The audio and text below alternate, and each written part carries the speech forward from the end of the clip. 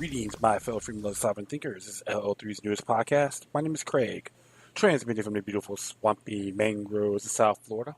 And today's date is Monday, April 23rd, 2018. Yeah, I just finally downloaded an episode called An Orwellian Hole. It's supposed to be out yesterday, but had a little signal issues, but it has been resolved, so please check it out.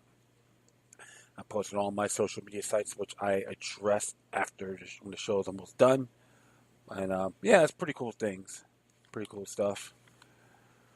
Ooh, man, it's just warm down here in Fort Lauderdale, Florida. I'm at Stash, located at 109 Southwest 1st Avenue in the heart of the Himmershey District of Fort Lauderdale, which is adjacent with Revolution Live and America's Backyard.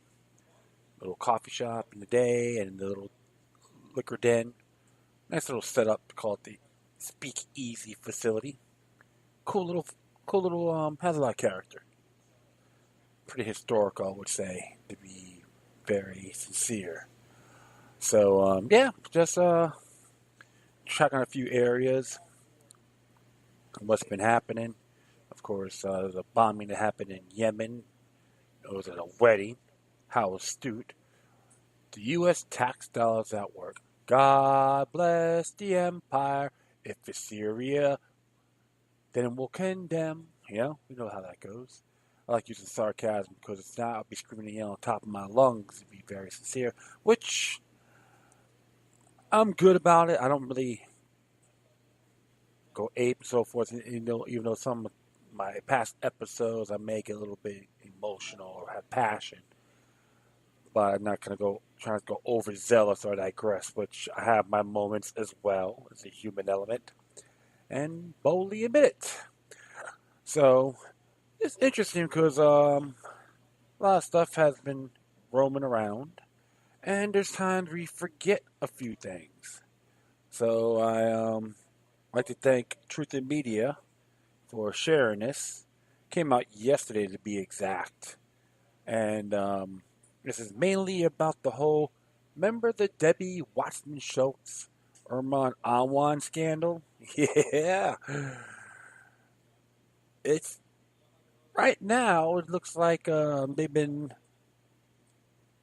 canceling his hearings like the sixth time or rescheduling and postponing. Well, it looks like I have a feeling this gentleman, Mr. Awan, has a lot of information that may put thumb down Debbie Wasserman Schultz and her lackeys be brought to justice on a judiciary basis. But I'm not holding my breath or getting my hopes high by any means. But a lot of us know she is one dirty congresswoman. And a terrible used car salesman, and I say that in good faith.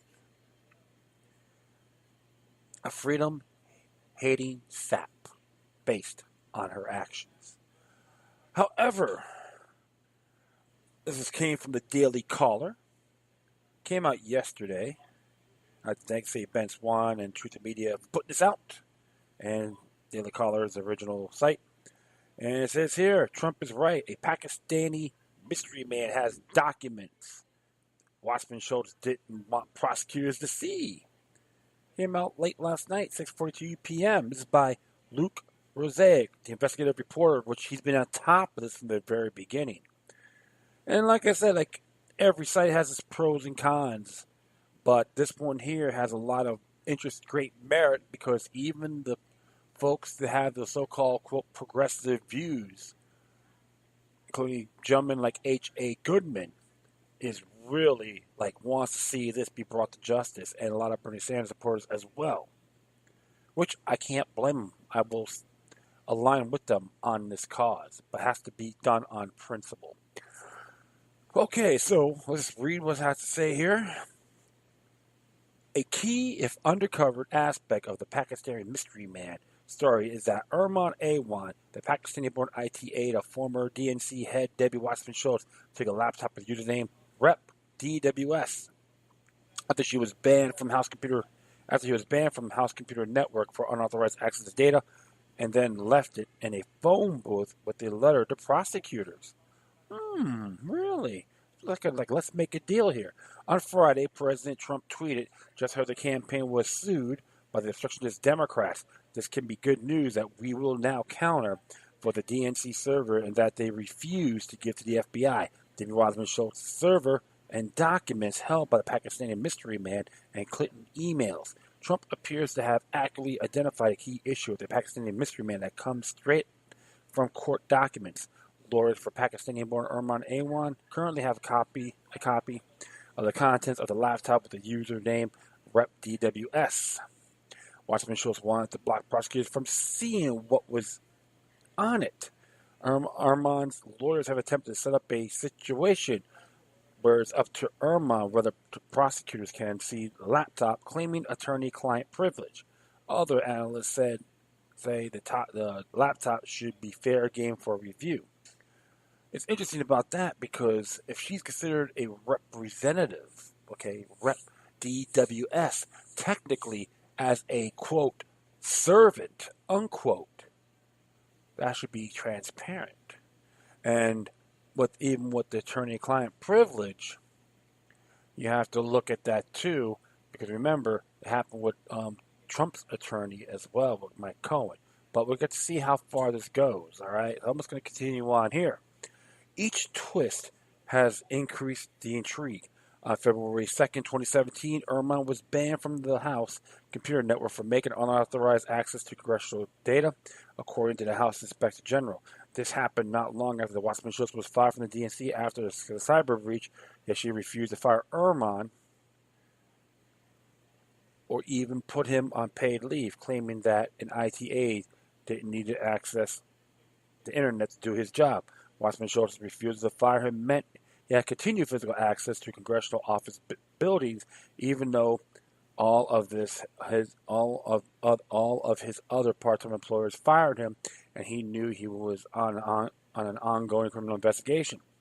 On April 5th, 2017, despite not being allowed to connect to the House network, he was in the possession of a laptop with the username RepDWS and left it in a phone booth where it was picked up by police who confiscated it because they recognized that it was left there by criminal suspect.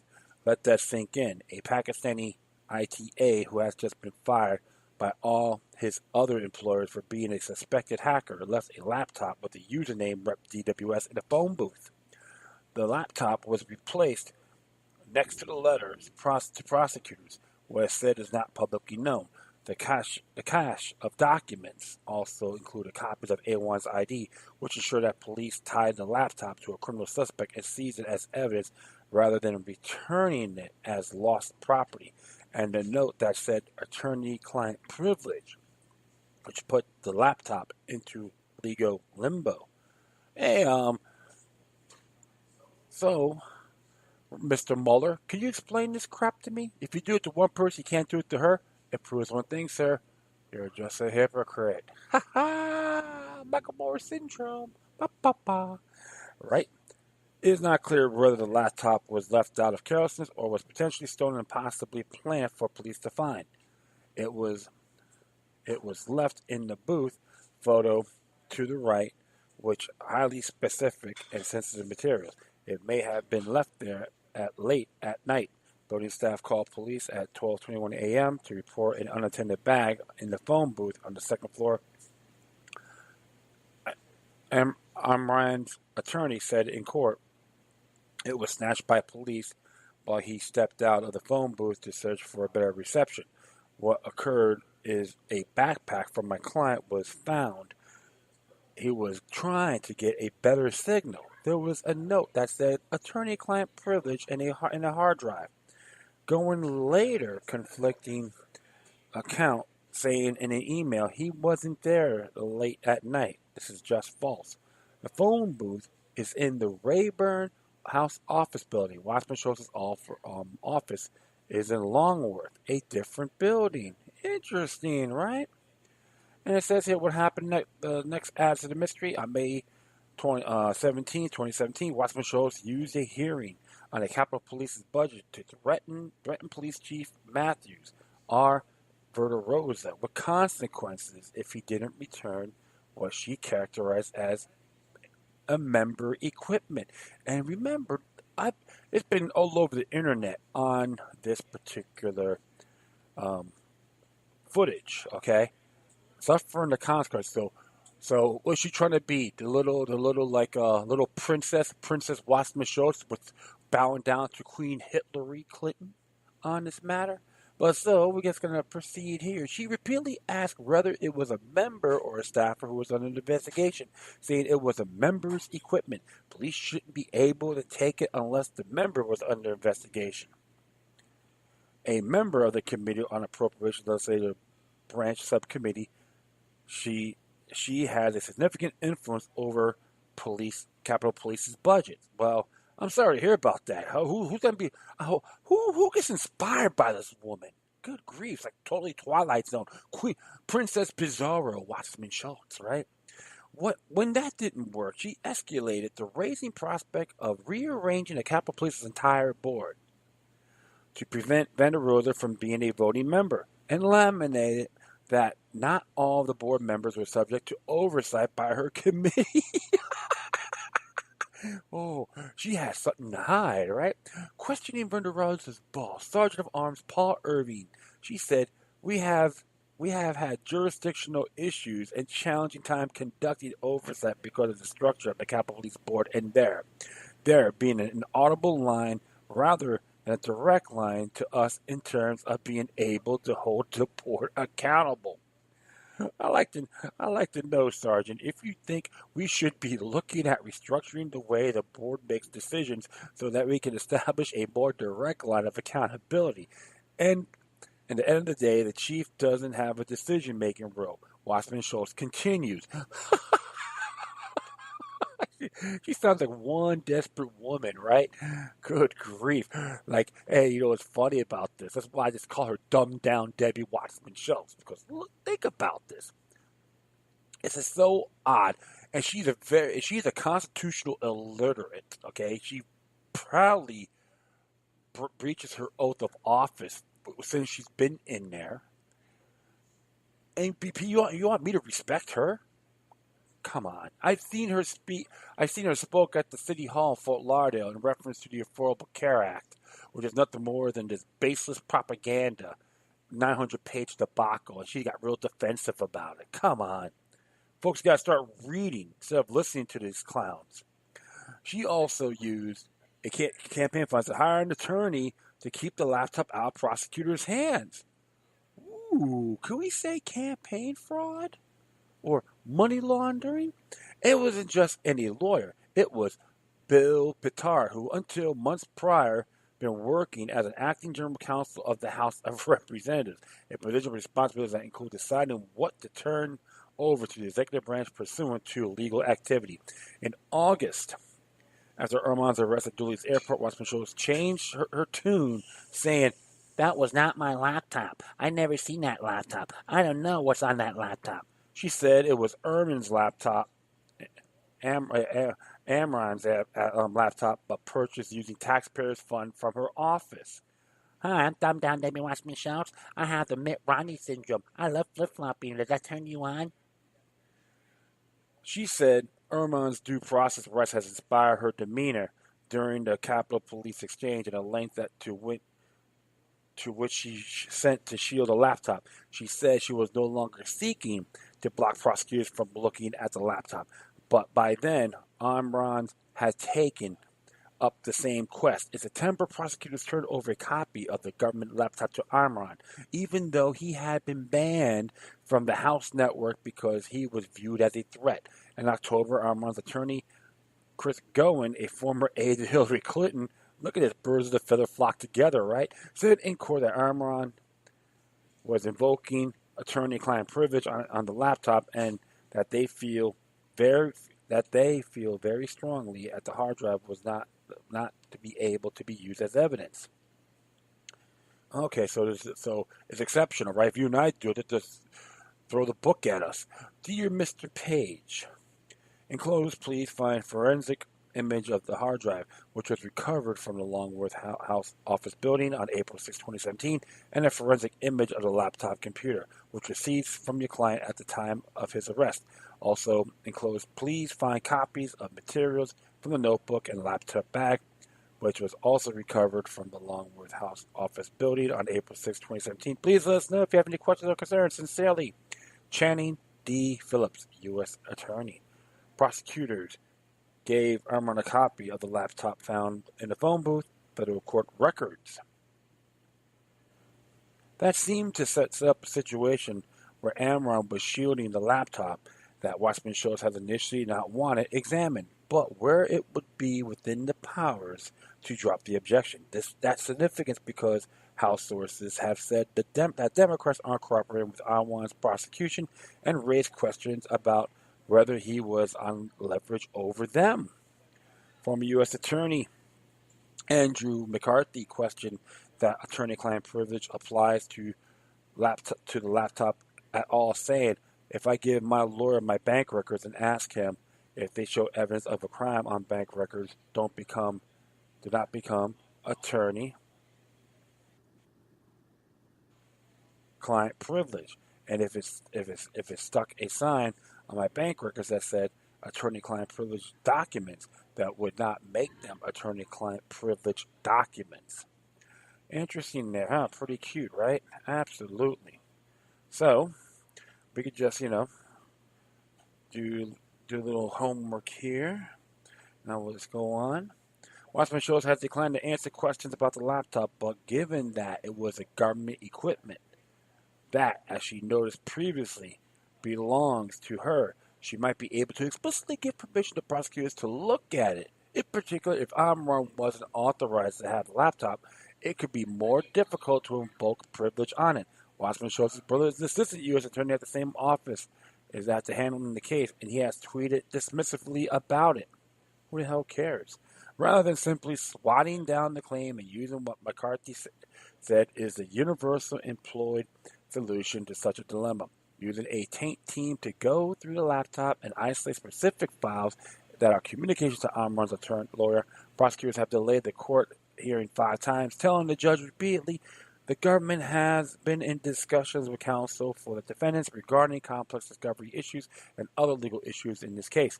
In particular, issues surrounding claims of attorney-client privilege being raised by defendant Amron, court papers filed Tuesday say. The next court date is set for May 4th, though could be postponed a 6th time. And you can look at the investigative group series all in here as well. And a lot of stuff here about the criminal probe and the people that worked with him is very interesting. And they fired his ass too, so they're not that dumb, okay? So this is like, and of course with Dumb Down Debbie, another puke that she is, excuse me. Let's just check this out here. Now, like it says here, the IT guy in the House Criminal Probe could read these members' emails. The Almonds and Associates collected more than $5 million in pay from congressional offices, also drawing chief of staff level pay through. There's a reason to believe many didn't even show up. The House's International Probe found they logged into servers.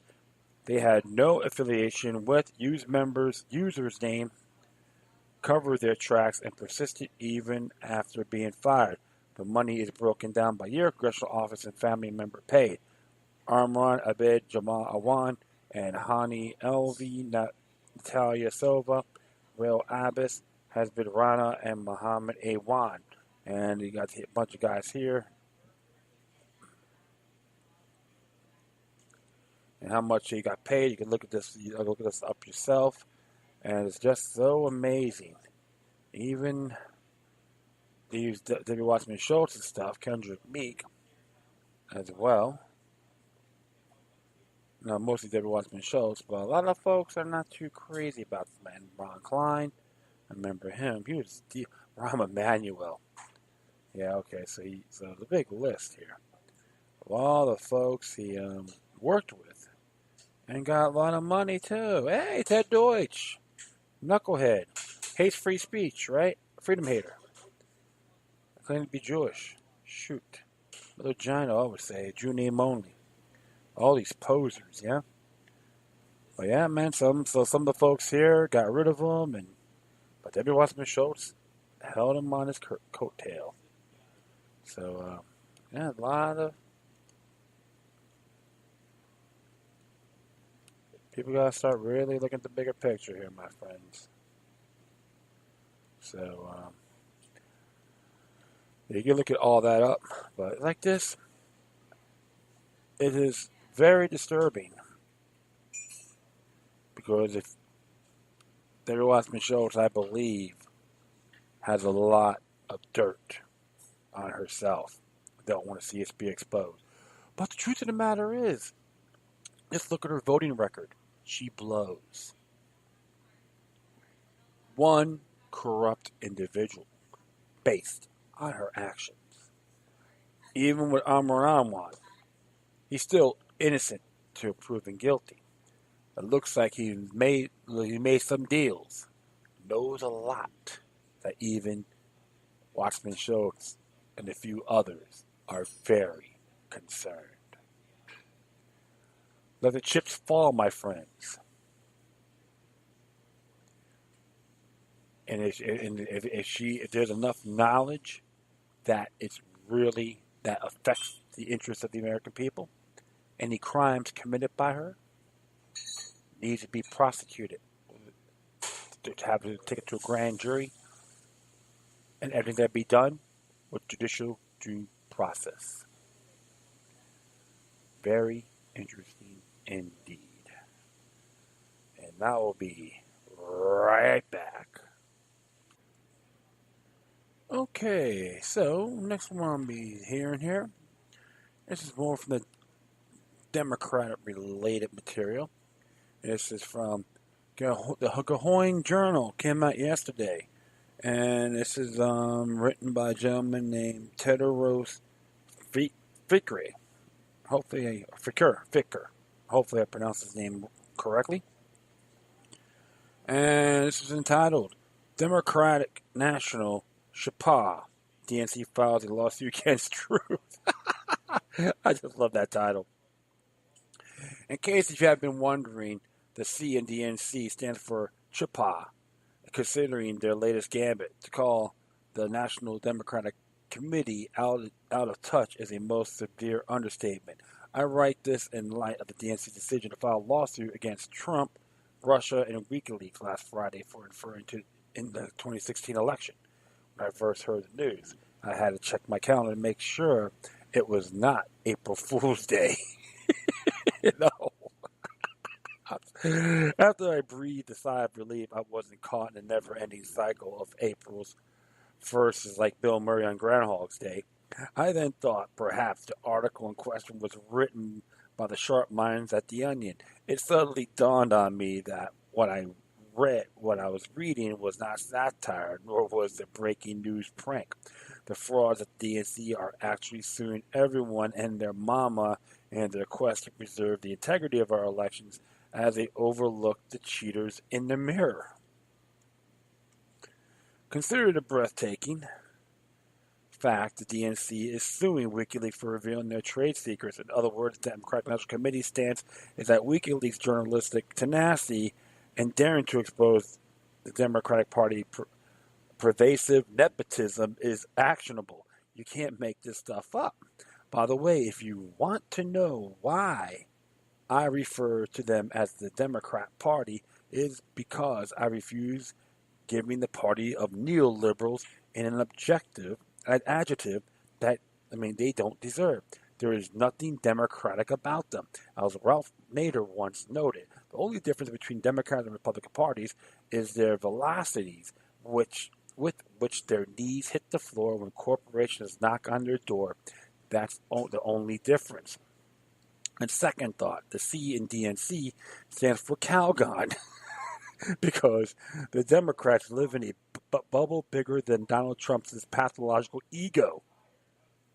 The fact is that the same party that rigged the primaries to ensure Hillary Clinton's nomination and engaged in voter notification in ways that hint in the area era of poll taxes now rising up to defend democracy is laughable on its face. I wonder if the DNC is engaging in willful duplicity or if they actually are unhinged enough to believe their own bullshit. Hubris has a way of turning even the most cunning minds into a band of dunderheads. Perhaps that they think we forgot what lead attorney Bruce Spiva stated in a response to a lawsuit filed against the DNC by Jared and Elizabeth Beck. And one of the most astounding statements I ever read, which was met with a collective shrug from mainstream media journalists. Spiva noted that the DNC is not bound by the will of the voters. This is an excerpt from the actual hearing. There is no right not to have your candidate disadvantaged or having another candidate advantaged. There's no contractual obligation here. It is not a situation where a promise has been made that is an enforceable promise. Spiva noted. We could have voluntarily decided that. Look, we're going into the back rooms like they used and smoke cigars and pick the candidate that way. In case you missed it, what Spiva admitted in court is that the DNC is a private club that is not compelled by the outcomes of primaries in choosing their candidates. There is no contractual obligation here. Means F money and off in legacy. So saying fuck off. Okay, that's what I meant. Excuse my language, but that's how you have to look at that. All right. Even though I'm continually dismayed that we currently have a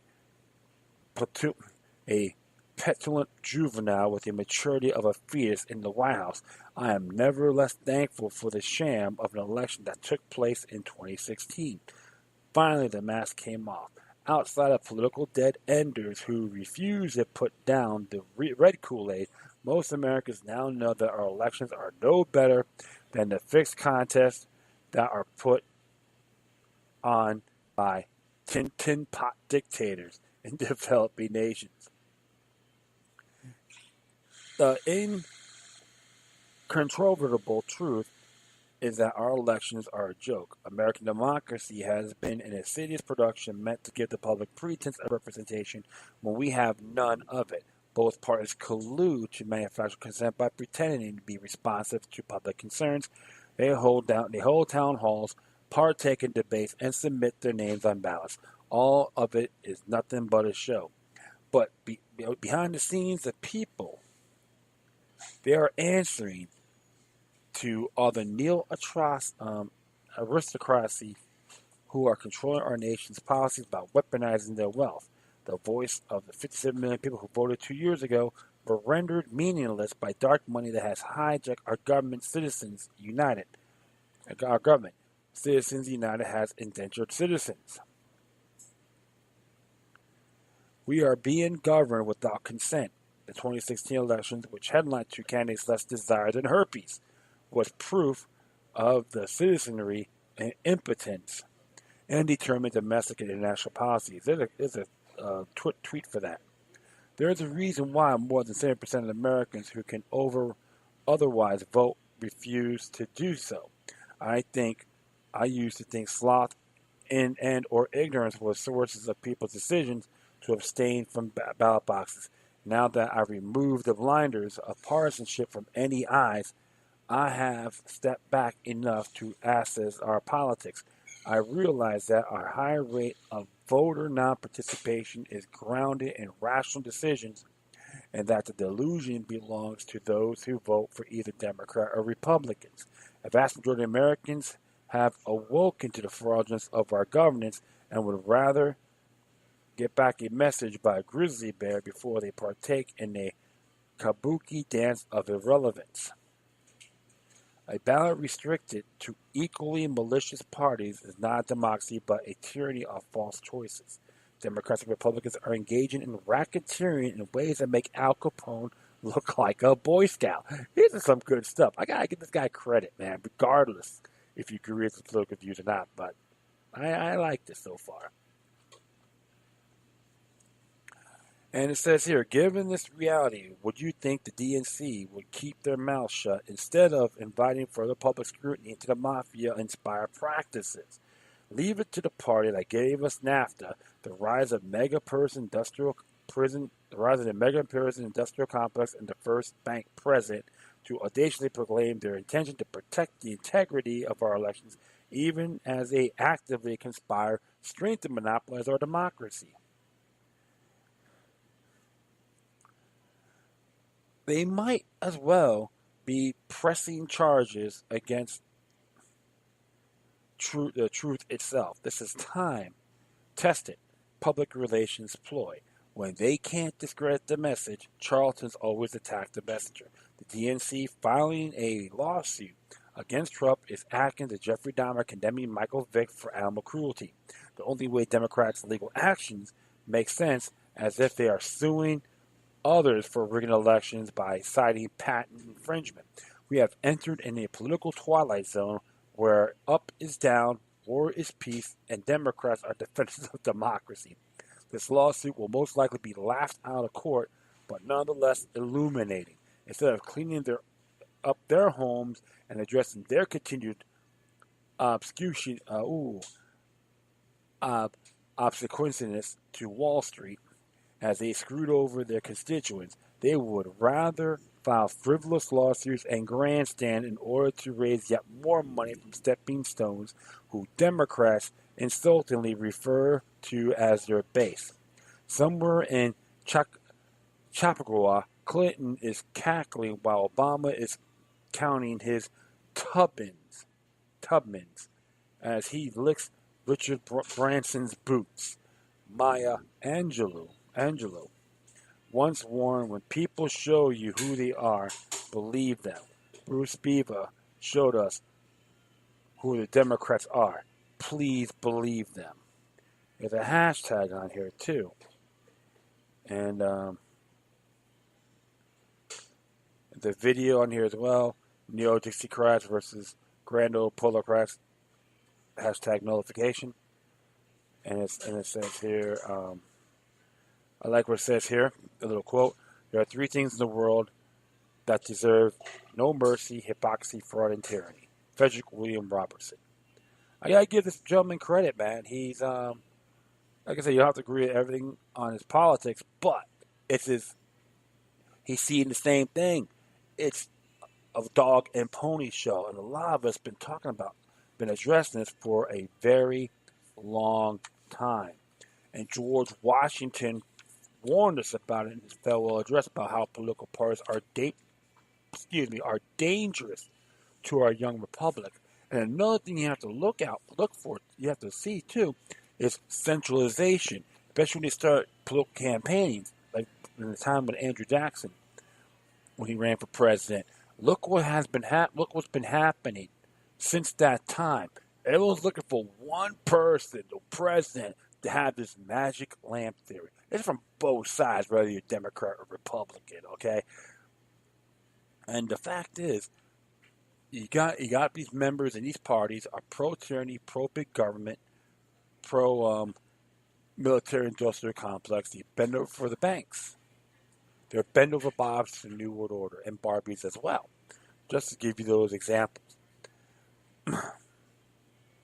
That's why I say, how deep does the rabbit hole go? And this gentleman here gave us a prime example of what is really happening. 2016, according to the Chinese astrologers, it was considered the transformation year, the year of the monkey. And look what happened. People are seeing this a lot broader than what it is. It's nothing more than a propaganda matrix that they want us to look at a Lord, or look for a Lord and Savior. No.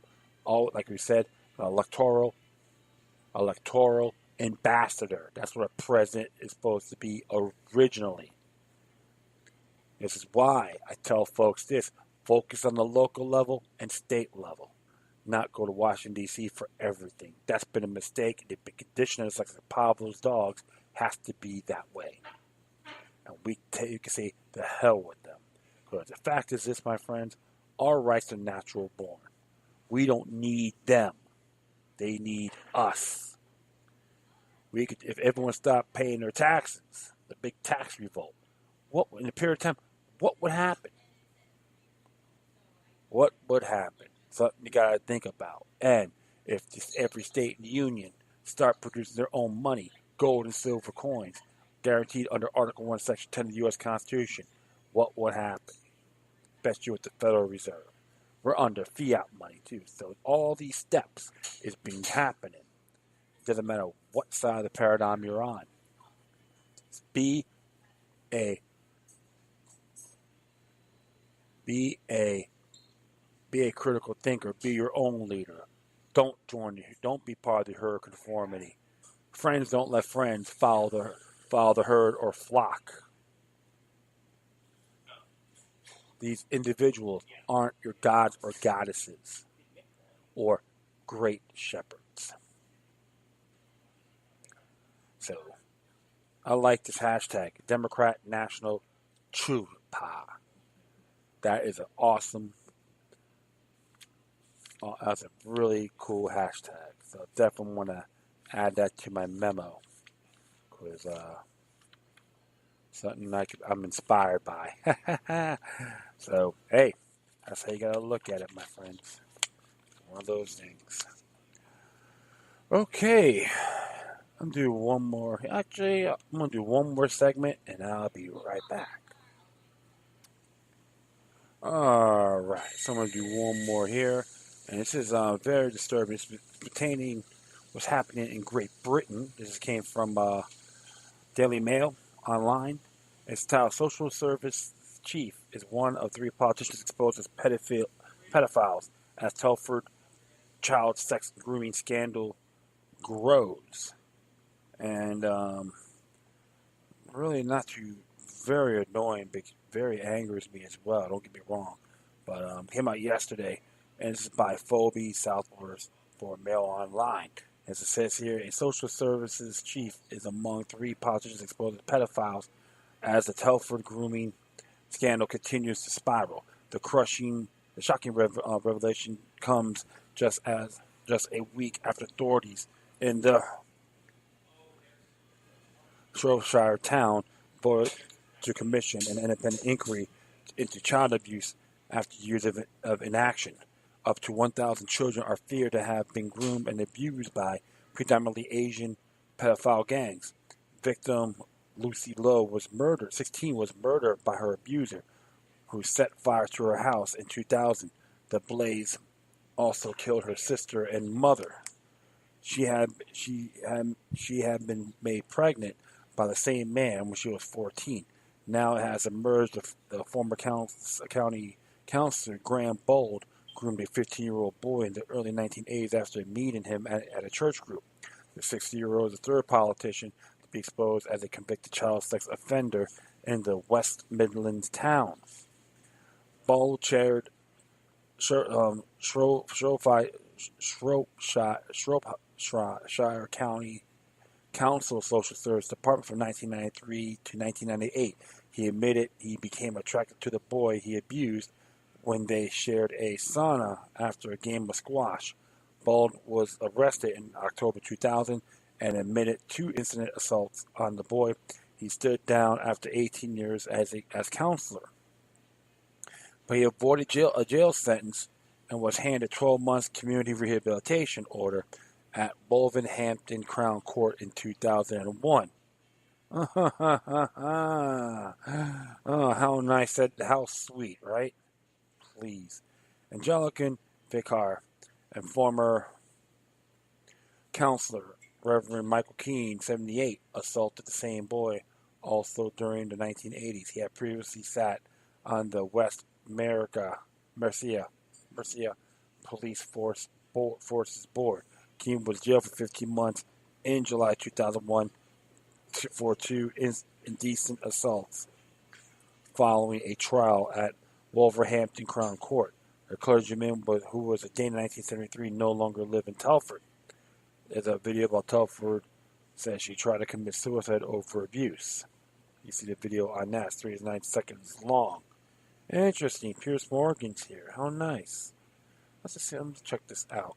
But one of those areas you got to really look out and seek. So, yeah, I'm going to check this video out and see if I can get it on here. Come on, come on, come on.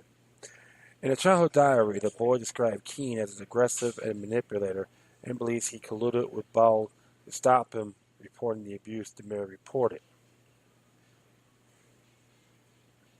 Probably get it later.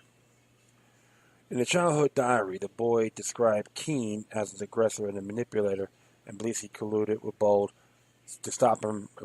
Oh, I already said that. I believe Bold was a friend, probably my best friend at the time, but he did not care about me. I was an object of lust to him after Bold's conviction. Scarred by 2 decades of depression, the victim broke down in the witness box during Keene's trial and has recounted his ordeal. Okay, let's see what it has to say here. Britain's worst child abuse scandal.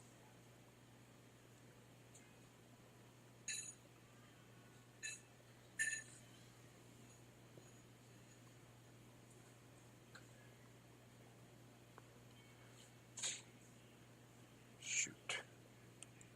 I'll get that later. But I'll continue on here. Third child abuser, parish councilor Graham White, 75, took indecent images of a 14-year-old girl. In 2004, White admitted 4 counts of taking indecent photographs of a minor. He was given a 3-year rehabilitation ordered to a complete sex offenders program, and has his name added to the sex offenders register for 5 years. But as feared in Stratford County Council, and the police failed to investigate the man's behavior. Lord MP Lucy Allen told the Mirror, I hope that is part of its work. The inquiry will examine the culture of the council. We have seen in other towns where child sexual exploitation has been prevalent that the culture of the council led to an action in silence over many years. Lucy's uncle Ed Lowe told the Mirror, it's mind-blowing, it's disgraceful. We always want to know why social services didn't get involved in dealing with Lucy's abuse. And there's a video on here too, 17 seconds. Council paperwork says social workers during the late 1990s didn't understand the problem, according to the Mirror. While Keene moved away, Bold had until recently served as the clerk for Sheriff Hale's Parish Council in Shropshire. Advertising himself as a community organizer and fundraiser, he was photographed 3 years ago when the Telford MP, with then Telford MP, David Wright. More of the scandals continue of these pedophile perverts in power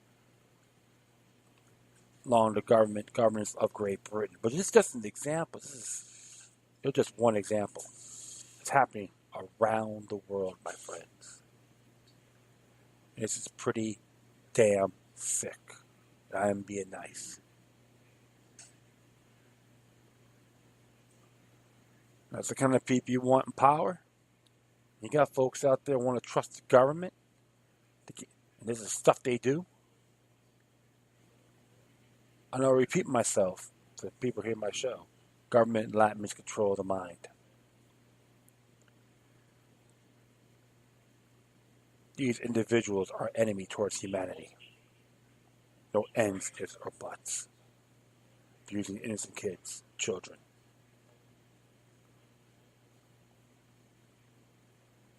There was one case, one person got his one abuser was a martial arts instructor. Father capped him right in front of right on TV. And he did plea for like a manslaughter. But as it come down to it, more of these parasites are being exposed little by little. So at first they said it was a conspiracy theory.